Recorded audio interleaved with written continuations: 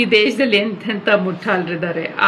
ಆ ಒಂದು ಮುಠಾಳತನಕ್ಕೆ ಒಂದಷ್ಟು ಹೇಟನ್ನು ಸೇರಿಸ್ಬಿಟ್ರೆ ಏನು ಬೇಕಾದರೂ ಮಾತಾಡ್ಬೋದು, ಯಾವ ಸಮುದಾಯಗಳ ಬಗ್ಗೆ ಏನು ಬೇಕಾದರೂ ಹೇಳ್ಬೋದು, ವಿತೌಟ್ ಸೆನ್ಸ್ ಏನು ಬೇಕಾದರೂ ಮಾತಾಡ್ಬೋದು. ಬಟ್ ವರ್ಸ್ಟ್ ಅಂದರೆ ಅಂಥವ್ರಿಗೆ ಮಾಧ್ಯಮದವರು ಒಂದು ಪ್ಲ್ಯಾಟ್ಫಾರ್ಮ್ ಕೊಡ್ತಾರೆ. ಇವಾಗ ತಾನೇ ನಾನು ಸುವರ್ಣ ನ್ಯೂಸಿನ ಒಂದು ಇದು ನ್ಯೂಸ್ ಇದರಲ್ಲಿ ರಿಪೋರ್ಟ್ನಲ್ಲಿ ನೋಡಿದೆ, ಮುತಾಲಿಕ್ ಅವರು ಒಂದು ಸ್ಟೇಟ್ಮೆಂಟ್ ಮಾಡಿದ್ದಾರೆ.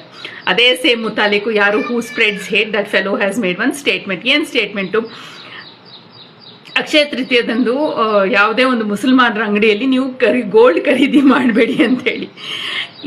ಐ ಮೀನ್ ಇವನ್ ತಿಳಿಲಿ ಏನಾದರೂ ಬುದ್ಧಿ ಇದೆಯಾ ಅಥವಾ ಏನಾದರೂ ಬರೀ ಲದ್ದಿ ತುಂಬಿಕೊಂಡಿದ್ದಾನ ಇವನು? I mean basic common sense. ಎಷ್ಟೋ ಐಟಮ್ಸ್ ಬೇರೆ ಬೇರೆ ದೇಶಗಳಿಂದ ನಮಗೆ ಇಂಪೋರ್ಟ್ ಮಾಡ್ಕೊಳ್ತೀವಿ ಮತ್ತು ನಾವು ಎಕ್ಸ್ಪೋರ್ಟು ಸಹ ಮಾಡ್ತೀವಿ. ಮುಖ್ಯವಾಗಿ ನಮ್ಮ ದೇಶಕ್ಕೆ 16 to 20% ಗೋಲ್ಡ್ ಬರ್ತಾ ಇರೋದು UAE ಇಂದ. ಅಲ್ಲಿಂದ ನಮ್ಮ ದೇಶ ಇಂಪೋರ್ಟ್ ಮಾಡ್ಕೊಳುತ್ತೆ ಸಾಕಷ್ಟು. ಇವನ್ ಸ್ವಿಟ್ಜರ್ಲೆಂಡಿನೂ ಬರುತ್ತೆ. ಅದ್ರ ಜೊತೆಗೆ ಇವತ್ತು ಪೆಟ್ರೋಲು ಮತ್ತು LPGದು ಏನು ಸಮಸ್ಯೆ ಫೇಸ್ ಮಾಡ್ತಾ ಇರೋ that is because of the middle ಈಸ್ಟ್ನಲ್ಲಿ ನಡೀತಾ ಇರುವಂಥ ಒಂದು ಸಿಚುಯೇಷನಿಂದ. ಒಂದು ಕಡೆ ನಾವು ಇಂಪೋರ್ಟ್ ಮಾಡ್ಕೊಳ್ತಾ ಇರುವಂಥ gold UAE which is a Islamic ನೇಷನಿಂದ ಬರ್ತಾ ಇದೆ.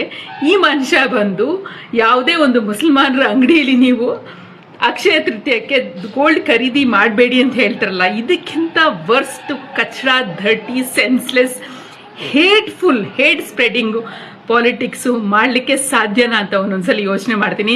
ಮುಖ್ಯವಾಗಿ ಮಾಧ್ಯಮದವರು ಇಂಥ ಕಚಡಾ ಸ್ಟೇಟ್ಮೆಂಟ್ನ, ಇಂಥ ಲೋಫರ್ಗಳು ಮಾಡೋವಂಥ ಸ್ಟೇಟ್ಮೆಂಟ್ನ ನಿಜವಾಗ್ಲೂ ಅವರ ಮಾಧ್ಯಮದಲ್ಲಿ ಹಾಕ್ಬಾರ್ದು. ಇಲ್ಲಾಂದರೆ ಕೌಂಟರ್ ಮಾಡಬೇಕು. ಅವ್ರಿಗೆ ನಿಜಾಂಶ ಹೇಳಿ ಜನರ ಬಗ್ಗೆ ತಲೆಯಲ್ಲಿ ಈ ಥರ ಎಲ್ಲ ತುಂಬಬೇಡಿ ಅಂತ ಹೇಳುವಂಥ ಒಂದು ಪ್ರಯತ್ನ ಮಾಡಬೇಕು.